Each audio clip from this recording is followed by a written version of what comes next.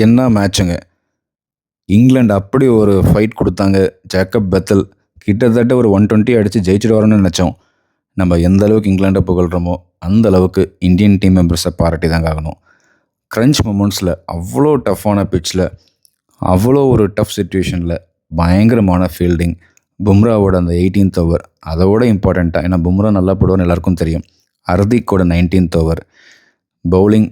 வருண் சக்கரவர்த்தி கொஞ்சம் கான்ஃபிடன்ஸ் லோவாக இருந்தனால சுமாராக போட்டார்.